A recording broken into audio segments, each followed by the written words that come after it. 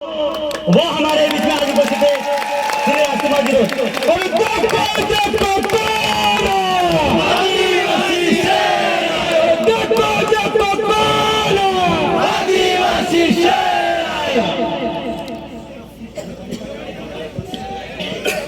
गोविंद गुरु महाराज की इस कर्मस्थली 1500 आदिवासियों की इस शहीद भूमि मानगढ़ को नमन। आदिवासी समुदाय के लिए इतिहास के पन्नों में पहली पंक्तियों में अपनी गौरव गाथा का बखान दिखाने वाले शख्स बिरसा मुंडा को नमन। भील प्रदेश वाले क्षेत्र में आदिवासी समुदाय के अस्तित्व को लेके, आदिवासी समुदाय के स्वाभिमान को लेके लड़ने वाले टाटिया मामा भील को नमन। और साथ ही हमारे भारत देश के अंदर जाति विरोधी मानसिकता वाले लोगों से प्रताड़ित और अपनी जान गंवाने वाले हरिमेश भाई खाट को और मन्नारे कार्तिक को और ऐसे सैकड़ों वीरों को जिन्होंने अपनी जातिगत व्यवस्था से प्रताड़ित होकर जान गंवाई, उनको नमन। हमारी जो लड़ाई है, आज हम जिस उद्देश्य से एकत्रित हुए हैं, ये उद्देश्य क्या है उसको समझना पड़ेगा। इससे पहले हमें खुद से सवाल करना है कि ये नौबत क्यों आई, ये नौबत क्यों आई कि आदिवासी समुदाय को अपने खुद के नेतृत्व वाली पार्टी बनाने की जरूरत पड़ी। साथियों, बात बहुत लंबी है। जो वर्षों से शोषण हुआ है, जो सैकड़ों सालों से दबा हुआ इतिहास है, और इस इतिहास को और इस शोषण को अगर हम इस मंच से बखान करेंगे तो हो सकता है 12 घंटे लग जाए। आज वक्त है उस शोषण और इस इतिहास के लिए, आने वाली पीढ़ी के स्वाभिमान के लिए, लोकतांत्रिक व्यवस्था में हमारे आवाज बुलंद करने के लिए हमारे बागीदोरा विधानसभा क्षेत्र से भाई जय कृष्ण भाई पटेल को बागीदोरा और आदिवासी समुदाय की आवाज विधानसभा में गूंजे, इस बात को लेके चुनने का समय है। इस पांडाल में बैठे जितने जो भाई हैं बहन हैं, आप सभी से अनुरोध करना चाहूंगा कि मेरी जो बात है वो मोबाइल में डालनी है कि दिमाग में डालनी है, उस पर तय कर लें। दिमाग में मेरी जो बात है, इस मंच से जितने जो वक्ता बोले, इस बात को यहां फीड करना है कि फोन में फीड करना है, वो तय कर ले पहले। हम एकत्रित हो गए, हमने रैली कर दी, सभा कर दी, उससे मजा नहीं आएगा। मजा तब आएगा जब अपनी अपनी वास्तविकता को समझेंगे, अपने इतिहास को समझेंगे, और हमारा दुश्मन कौन है उसको पहचानेंगे और उससे लड़ेंगे, तो मजा आएगा।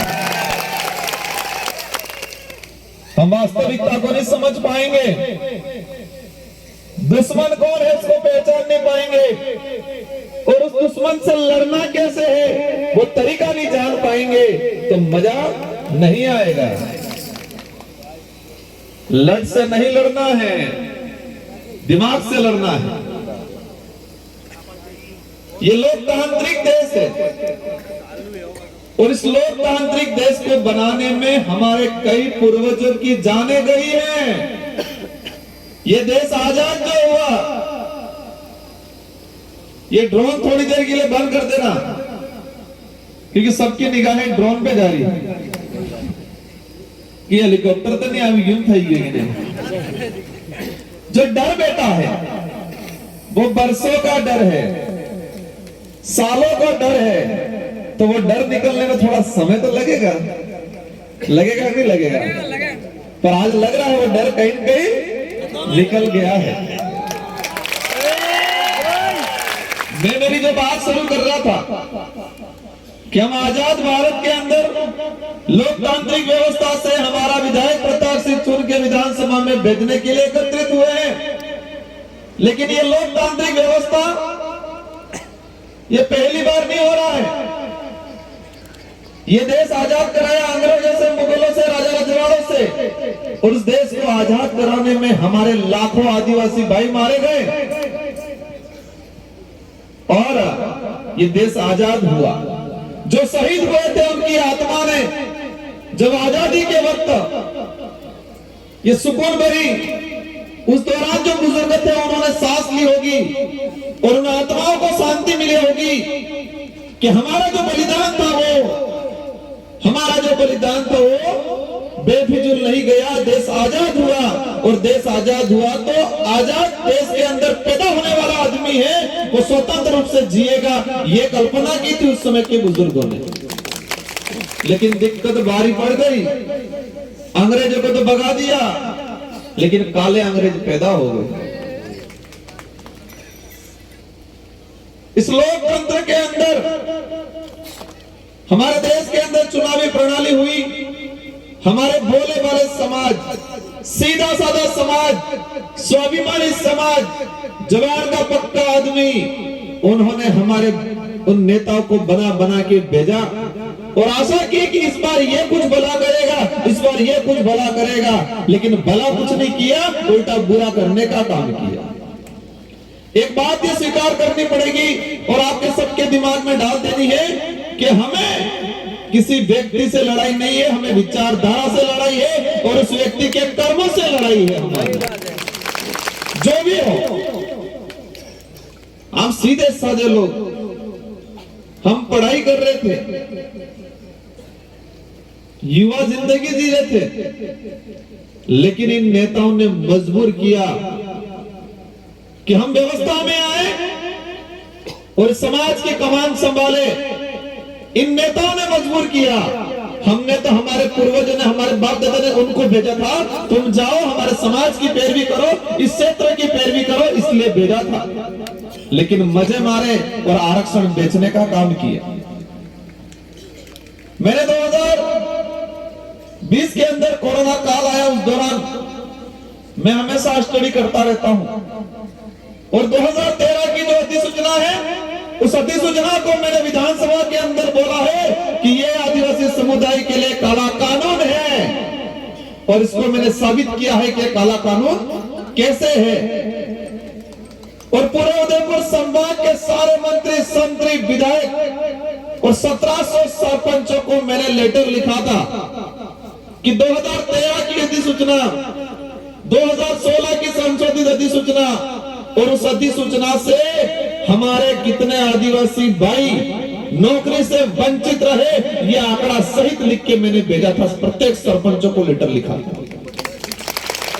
उस लेटर को खंगालो और अपने अपने ग्राम पंचायत में जो कमल कांग्रेस की बात करता है उसको बुलाओ, बुला के प्यार से बिठाओ, पानी पिलाओ और माला पहनानी पड़ेगा, माला पहनाओ और कहो भाई साहब ये क्या है। कोई लोग कहते हैं कि राजकुमार युवाओं को भड़काता है, आरक्षण के नाम से आरक्षण सबको मिल रहा है। मैंने 1700 लेटर लिखे, भागीदारा के सारे मंत्रियों को, सारे विधायक को लेटर लिखे और मैंने एक लाइन लिखी थी पीछे कि मैंने जो ऑथेंटिक लेटर लिखा है, ऑथेंटिक जो आंकड़ा लिखा है, जिस आंकड़े में आदिवासी समाज को नुकसान पहुंचा है, अगर वो गलत है और आप सही हो तो उसका जवाब मुझे दो, लेटर के माध्यम से दो। ये मैंने लिखा था, एक का रिप्लाई नहीं आया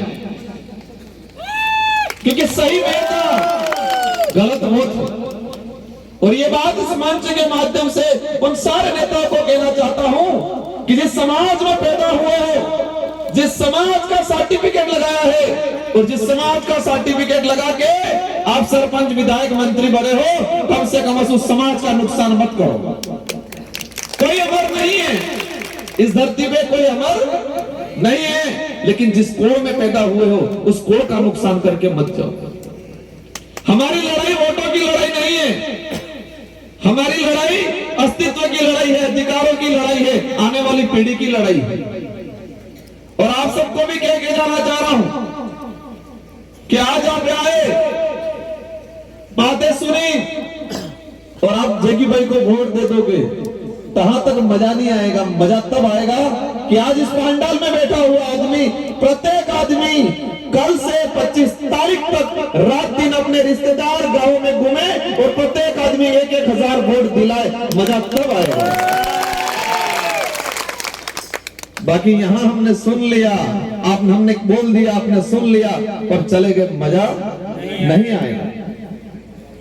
आज इन लोगों के पास, हमारे समाज को इन लोगों ने परजीवी बनाया है और हमारी विचारधारा इस समाज के युवाओं को आत्मनिर्भर बनाने के लिए चल रही है। इन लोगों ने फ्री का सामान दे देंगे, इबार कहीं ताकतो बाबजो तमन सब हाल दी दो, मेटवाल दी दो, अधेराल दी दे, मरसोल दी दो, हूं तुझे खाओ पियो मस्त रहो। मेरे भाइयों, 1 साल के अंदर कितने महीने आते हैं? और 5 साल के अंदर 60 महीने। 1 साल में 12 महीने और 5 साल के कितने हुए? 12 महीने। और 12 महीना में 2 महीना पैकेट मिला। पर दिल से ये बताओ कि जो पैकेट मिल रहा है वो पैकेट मजबूत है, अंदर का सामान मजबूत है? वो पैकेट है वो ज्यादा दिन तक टिकेगा कि अंदर जो सामान है वो घर के अंदर ज्यादा टिकेगा? 100 ग्राम की मिर्ची का पैकेट, 50-100 ग्राम की हल्दी का पैकेट भगत के घर में 5 दिन बनेगा और जगत के घर में 2 दिन में खत्म हो जाएगा। और तुम कहते हो खाओ पियो मस्त रहो, हम 5 दिन खाएं और 5 साल क्या करें हम? हमें फ्री का सामान नहीं चाहिए, हमें हमारे अधिकार चाहिए, हमारा आरक्षण चाहिए और स्वाभिमान वाली जिंदगी चाहिए हमको। हम कमा लेंगे, आंखें बंद करेंगे भी कड़ी केड़ी में कड़ा खितर में मरसा रुपये दिएगा तो 1 वर्ष खड़ना मरसा था ही देंगे। इन लोगों ने जिस तरह से समाज को बनाने का काम किया है, और मैं अधिकतर कार्यक्रम में उदाहरण देता हूं, उदाहरण में सच्चाई का उदाहरण है। अपने बांसवाड़ा के नजदीक देखे गौतमेश्वर जी और उधर देखे माउंट आबू गब्बर। अपन या जाते हैं, अधिकतर साथी गए होंगे, नहीं गए होंगे तो आपको ध्यान आ जाएगा मैं जो बात बताना चाह रहा हूं। अपने बीच गब्बर नीचे माउंट आबू के इधर देखे तो जाते में बांद्रा दौड़ी नवी जी, जैसे गाड़ी गई बंदर दौड़ के आ जाएंगे और गाड़ी में से जो यात्री उतरेगा और वो थैली फ्री की सामान देगा, बिस्किट देगा, नमकीन देगा, केले देगा या पंचुला होटो में गई आलेगा। वो बंदर खाएगा, फिर साइड में बैठेगा, फिर कोई गाड़ी आएगी उसका इंतजार करेगा, जैसे गाड़ी आते ही दौड़ के चले जाएगा, फिर सामान लाएगा, फिर खाएगा। एक फुर्तीला जानवर जो इस पेड़ से उस पेड़ तक कूद के जा सकता है, चाहे वो फल फ्रूट खा सकता है, उस ताकतवर उस फुर्तीले जानवर को मानसिकता सेट होगी फ्री के खाने की। और इसके बाद जैसे ऐसी आदत पड़ गई, उनके बच्चे पैदा हुए और बच्चे रोड के साइड में पैदा हुए, बच्चों की आंखें खुली, आंखें खुलते काला रोड दिखा, काले रोड पे धोड़ी गाड़ी आती दिखी और धोड़ी गाड़ी में से फ्री का सामान आता दिखा उसको। उसकी आदत वही पड़ गई बच्चे को उसकी ताकत क्या है, उसके खाने की चीज क्या है। मेरी पूरी बात सुनना फिर तालियां बजाना। बच्चे को उसकी ताकत क्या है, उसके खाने के लिए, उसके रहने के लिए जो जंगल है उसको पहचानना भूल गया। माउंट आबू के नीचे ही जंगल था, लेकिन उसकी आदत पड़ गई रोड वाली। लेकिन कोरोना काल आया, कोरोना काल आते ही लॉकडाउन लग गया और लॉकडाउन लगते ही गाड़ियां जाना बंद हो गई और गाड़ियां जाना बंद हो गई तो फ्री की थैली जाना बंद हो गई। और उस दौरान बंदर के बच्चे इन सड़कों पे रोते थे और कई बंदरों के बच्चे 2 महीनों के अंदर मर गए थे, लाशें मिली थी सड़कों पे। पास में जंगल था, जंगल में फल फ्रूट थे, लेकिन उनकी मानसिकता वो पड़ गई और उसकी ताकत, उसका घर, उसके खाने की चीजों को वो पहचान नहीं पाया। और उस दौरान बंदरों के बच्चों की लाशें मिली थी रोडों पे। और वही कंडीशन कांग्रेस बीजेपी ने हमारे समाज की करने जा रहा है आज। हमें फ्री की थैली नहीं चाहिए, हमें 2 साल से बच्चों की छात्रवृत्ति नहीं मिली है, वो चाहिए हमको। देश आजाद हुआ तब से 5वीं अनुसूची के तहत जो रिजर्वेशन है वो चाहिए हमको। जल जंगल जमीन का मालिकाना हक चाहिए हमको। ये लोग कहते हैं, इनकी पोल खोलना चाहता हूं इस मंच के माध्यम से, कहते हैं कि कांग्रेस ने 2 रुपए किलो गवा या खैर मुझे, कहते हैं कांग्रेस ने रोजगार गारंटी दी, क्या चीज और क्या चाहिए। इस बात को समझना पड़ेगा। रोजगार गारंटी अधिनियम 2005 में बना और यूपीए की सरकार में बना। 2004 के अंदर यूपीए की सरकार बनी और यूपीए की सरकार 18 से 19 क्षेत्रीय दलों से मिलकर बनी। और क्षेत्रीय दलों ने कहा कि देश के अंदर रोजगार की गारंटी का अगर कानून लाते हो तो हम आपको समर्थन देंगे। और कांग्रेस को मजबूरन कहना पड़ा कि हमारे मनमोहन जी को प्रधानमंत्री बना दो, हम रोजगार गारंटी का कानून लाएंगे लोग। तो इससे ये क्षेत्रीय पार्टी की उपलब्धि है, कांग्रेस की उपलब्धि है। अगर क्षेत्रीय पार्टियां नहीं होती तो देश के अंदर रोजगार गारंटी का कानून नहीं बनता।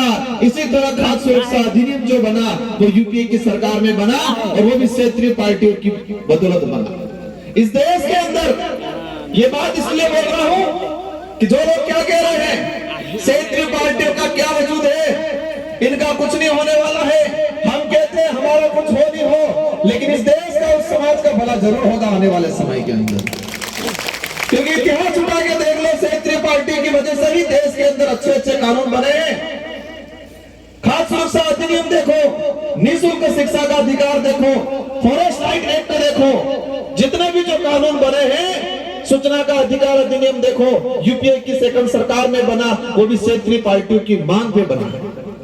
देश के अंदर एक भी कानून ऐसा नहीं है जो फुल फ्रेश कांग्रेस या बीजेपी ने बनाया हो। कांग्रेस और बीजेपी ने आम जनता के हित में बने कानून, आम जनता के हित में बने अनुच्छेदों को खत्म करने का काम किया। आज देश के अंदर जो स्थिति बनी हुई है, आज ये लोग जिस तरह से हमको गुमराह कर रहे हैं, ये वोट लेने या वोट देने की बात नहीं है, सूद समेल वसूल करने की बात है। आज हमारे पूर्वजों ने जो वोट दिया, उस वोट की वजह से ये नेता बने और उन नेताओं ने जो नुकसान किया उसकी भरपाई करनी पड़ेगी कि नहीं करनी पड़ेगी? उसका ब्याज लेना पड़ेगा कि नहीं लेना पड़ेगा? और इस देश के अंदर लोकतंत्र है और लोकतंत्र की सबसे बड़ी चाबी है वोट है। ये वोट है वो इस लोकतंत्र की वो चाबी है। और इस बार ये चाबी ऐसी लगानी है कि बांसवाड़ा और बागीदोरा के सारे ताले जंग खा जाए, ऐसी चाबी लगानी है।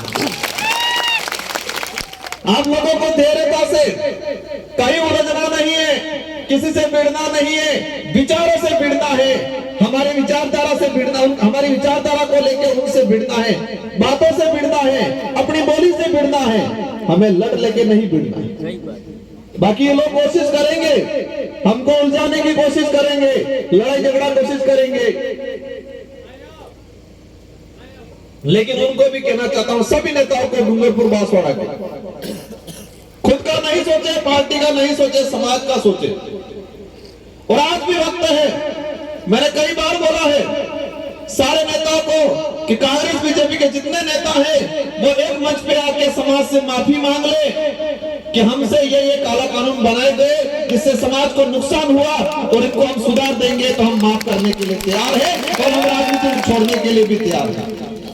अगर ये लोग ये कर देते हैं तो मैं कहता हूं कि हम पॉलिटिक्स नहीं करेंगे, लेकिन समाज की रक्षा तुमने नहीं की, इसलिए युवाओं को, हमको आज पॉलिटिक्स में आना पड़ा।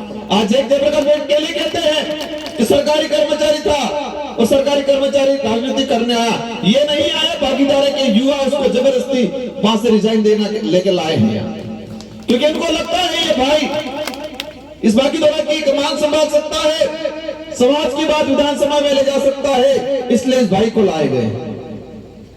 हमारी लड़ाई आने वाली पीढ़ी को लेके है, मालजी महाराज इस क्षेत्र के अंदर देखे, मालजी महाराज ने समाज के लिए काम किया, गोविंद गुरु महाराज ने समाज के लिए काम किया, संत सुरमाल महाराज ने समाज के लिए काम किया, मामा बालेश्वर ने इस क्षेत्र में समाज के लिए काम किया। उनके उन्होंने जो काम किया, उनको जो यातना पड़ी, उस सबका बदला लेना पड़ेगा, नहीं लेना पड़ेगा? 1500 आदिवासी मानगढ़ पे मारे गए, उसका बदला कांग्रेस ने नहीं लिया, बीजेपी ने नहीं लिया, और ये भारत आदिवासी पार्टी लेके आ गई। मालजी महाराज कह के गए थे कि दुर्जी देवाला के पड़ले पानी में सा है और सोता सुपनी सेली वाली आवे हास्पिटल जो और ने हंसो हो तो पासा बेट बगार करा पड़ी, ये कह के गए थे। तो वो समय अब आ गया है, लेकिन हमें इस बात भी ध्यान रखनी है कि हमारे बेणेश्वर मालजी महाराज की जो गादी है और कुंवारी गादी थी, और कुंवारी गादी को अशुद्ध करने वाले में जिसने साथ दिया था, उनको भी पहचानने की जरूरत है। आप समझ गए होंगे, जो बड़े बुजुर्ग हैं उनको ध्यान होगा कि मालजी महाराज की, हमारे बेणेश्वर की कुंवारी गादी थी, और कुंवारी गादी को अशुद्ध करने का काम किया वर्तमान जो है उन्होंने, और उसको मदद करने का काम किस नेता ने किया, उसको पहचानने की जरूरत है भाइयों। और नहीं पता हो तो जो मालजी महाराज की गादी पे, बेणेश्वर की गादी पे बैठे हैं, वो आज किसका प्रचार कर रहे हैं वो पता करो, आपको पता चल जाएगा कि उनको किसने मदद किया था। समझ गए होंगे आप लोग। इन लोगों ने समाज को खत्म किया, इन लोगों ने आरक्षण को खत्म किया, इन लोगों ने हमारी भक्ति को शुद्ध करने का काम किया है। इसलिए ये वक्त आ गया, हमें एकजुट होना है।